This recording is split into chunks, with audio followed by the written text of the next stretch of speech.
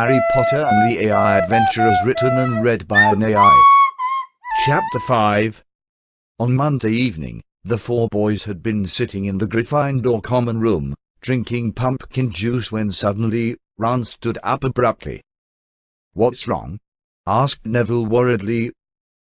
"I can't believe Dumbledore sent an assassin after Snape," Ron moaned. Hermione looked shocked. "An assassin? But why?"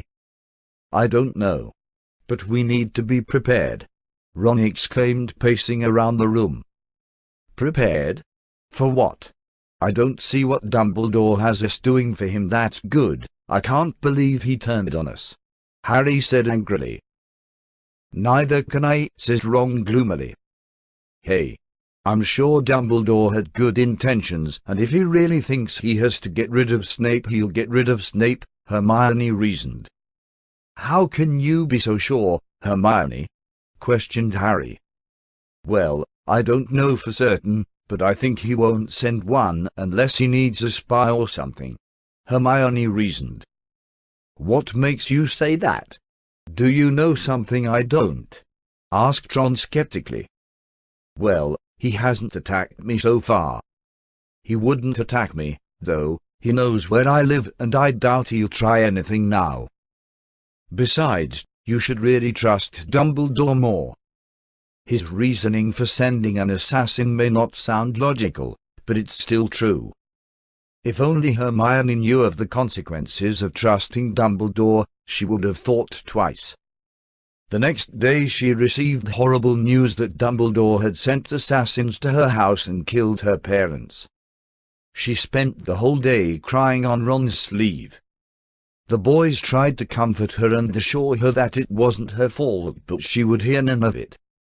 She kept muttering dark things under her breath, which only made Harry more concerned for her. Harry was in a much worse mood than usual. He couldn't get the image of Hermione crying or screaming out of his head. Harry wandered the hallways on his own, worrying about each step he took. He had just finished having a private session with Ginny and was scared of his girlfriend's life too. Dumbledore was a monster. After a while, Harry finally arrived at McGonagall's office, which was quite difficult to find since he didn't know exactly where his friends were in the castle. So instead of walking straight inside the woman's office, Harry entered the library to read a few books, hopefully to calm his nerves.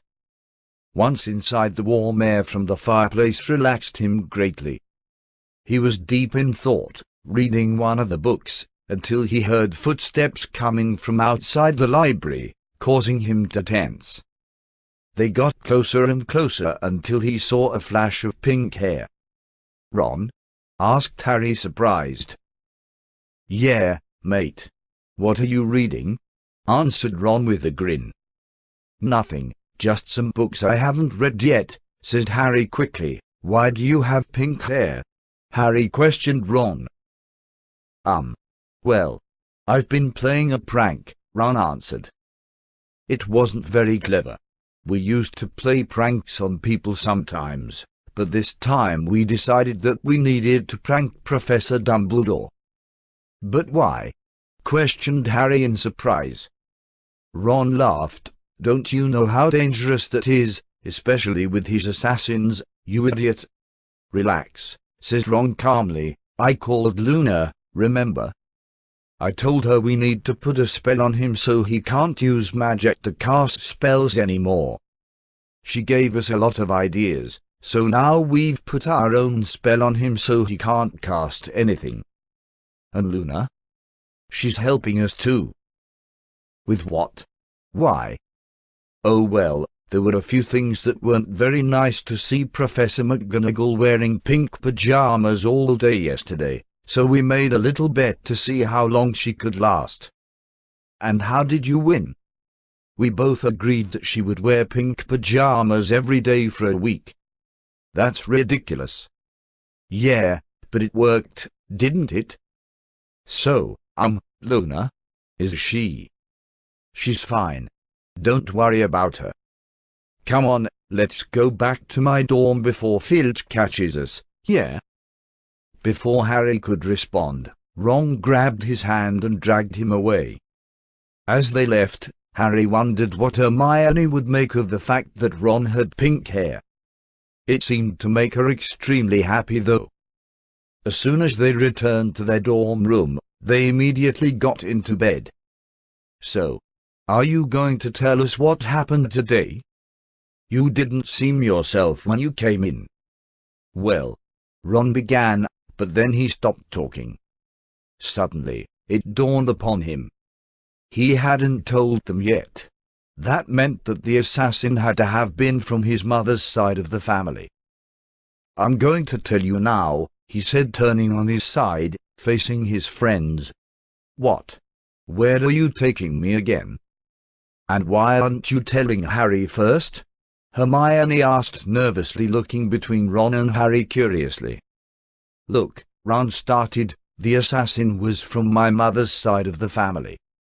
Your father was also from the Weasley family, so," Harry mumbled, trying to understand Ron's actions.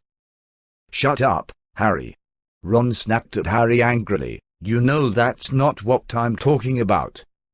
My mother was the youngest daughter of the family. My grandmother on her grandfather's side." Harry nodded knowingly. "And your grandmother wasn't nice, I take it?" he asked cautiously. "No.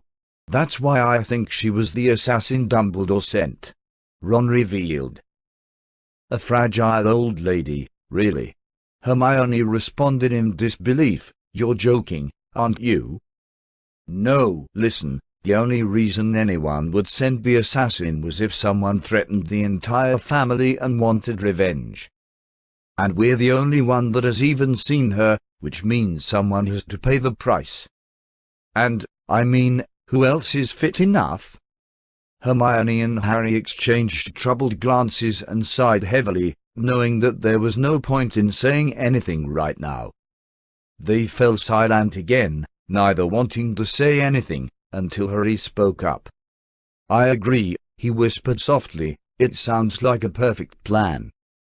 Your grandma is an assassin, hired by Dumbledore, as no one would bat an eye at an old lady," Harry added. "Yeah," Ron responded glumly, right off to bed. With that, all slept together in the king-sized bed.